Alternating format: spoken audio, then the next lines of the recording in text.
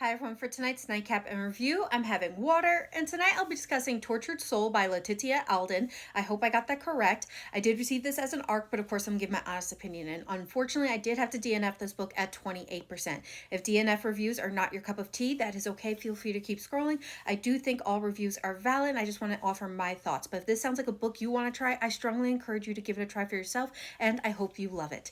These are the highlights and the content warnings. So what's this book about? Now, because I didn't finish the book, I'm going to read the synopsis straight from the Zon along with some information from the book. Tortured Soul is the first of the Soulless series. It's a fast-paced, post-apocalyptic reverse harem romance featuring demons, angels, and many other types of supernatural beings.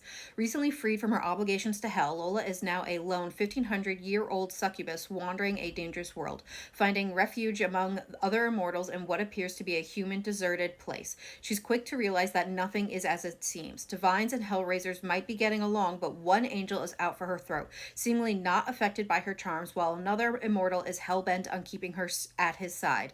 But everyone holds secrets, and Lola won't let them get close enough to unravel hers. Good thing she has a powerful Nephilim on her side. This also looks to be the first of 2 books. Now, I don't know if it's a duet or if it's going to have more books, but that is what is listed on the Zon.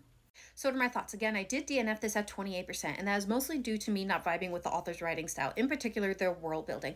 I am very particular when it comes to my world building, and for this book, it is a post-apocalyptic book of our world. So there's not a lot of world building you need. You just need to tell me how we got from point A to point B, and while there is some information, there wasn't a lot, or at least I was left with more questions than answers. There was also no real evidence, in my opinion, of a true post-apocalyptic world, which for me is a total collapse of everything we know with disastrous conditions and trying to rebuild and survive that. And for me, while this could all be evident later on in the book, that is not what I was getting from the first half of the book, and it left with more questions and a little inconsistencies I was noticing that for me, I was just not vibing with the book. Now, when I say it didn't feel like a post-apocalyptic book, it felt like for me, outside this compound, that nothing had changed in terms of society or the natural environment. What I mean by that is that we start off this book with Lola being in a hotel situation, which there's always going to be hotels and motels. Humans need a place to sleep. So I wasn't really looking at that, but when it's combined with everything else, just led to the fact that for me, it felt like nothing had changed. She also talks about how she has a bank account with her name on it, and they tell her she can't use it in their compound because that could lead to detection. They have to get special people involved to transfer her money in a safe manner to their banking system. And that just kind of sounded like, okay, central electronic banking is still there and it can be used to track down transfers for detection. Seems a little odd. As well as one of the side characters is still able to procure and could live on dinosaur chicken nuggets and barbecue potato chips. So we still have capitalism, we still have factories, and we still have people who can make these items. That just seemed a little odd for me. Now, the reason I bring up the environmental changes is that for me, I would think if you're taking on supernatural beings, demons, and archangels, that something big and intense and world altering had to be used to make them scared. Not your standard military grade weapons, like maybe the big A boom was used. I don't know, and that would change the environment. But all we know is that a war occurred. And don't get me wrong, humans usually far outnumber supernatural beings, so that's always a numbers game.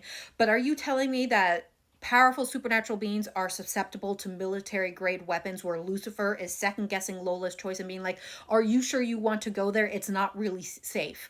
Like, then why are you in America? Now, the final thing that I just could not reconcile with this book was how the war began. Supernatural beings had been undetected for thousands of years, but what finally exposed them to everyone was that the president walked in on his wife cheating on him with a succubi, who decided to taunt the president by the fact that he's one of the rare succubi who can change his genders, male and female, and he can give her whatever she wants, and the president can't do that. That was enough to expose them to the whole world and start this war. And I'm like, was no one around to wipe the president's mind? You've been around for thousands of years. Are there no one there as fail-safes in case exposure was happening, like in places of power? That just seemed odd to me, that is what started the war and exposed everything.